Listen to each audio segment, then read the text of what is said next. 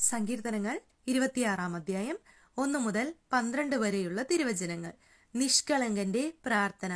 കർത്താവേ, എനിക്ക് ന്യായം സ്ഥാപിച്ചു തരണമേ. എന്തെന്നാൽ ഞാൻ നിഷ്കളങ്കനായി ജീവിച്ചു.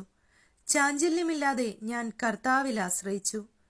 കർത്താവെ, എന്നെ പരിശോധിക്കുകയും പരീക്ഷിക്കുകയും ചെയ്യുക. എന്റെ ഹൃദയവും മനസ്സും ഉരച്ചു നോക്കുക. അങ്ങയുടെ കാരുണ്യം എന്റെ കൺമുമ്പിലുണ്ട്. അങ്ങയുടെ സത്യത്തിൽ ഞാൻ വ്യാപരിച്ചു. കപട ഹൃദയരോട് ഞാൻ സഹവസിച്ചിട്ടില്ല. വഞ്ചകരോട് ഞാൻ കൂട്ടുകൂടിയിട്ടില്ല. ദുഷ്കർമ്മികളുടെ സമ്പർക്കം ഞാൻ വെറുക്കുന്നു. നീചന്മാരോടുകൂടെ ഞാൻ ഇരിക്കുകയില്ല.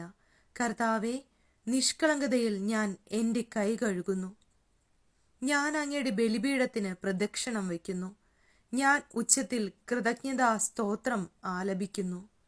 അവിടുത്തെ അത്ഭുതകരമായ സകല പ്രവൃത്തികളും ഞാൻ പ്രഘോഷിക്കും.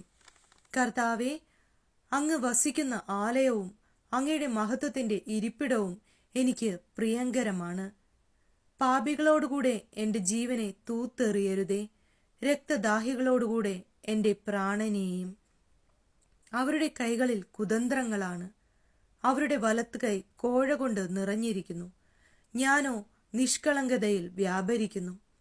എന്നെ രക്ഷിക്കുകയും എന്നോട് കരുണ കാണിക്കുകയും ചെയ്യണമേ. നിരപ്പായ ഭൂമിയിൽ ഞാൻ നിലയുറപ്പിക്കുന്നു. മഹാസഭയിൽ ഞാൻ കർത്താവിനെ വാഴ്ത്തും.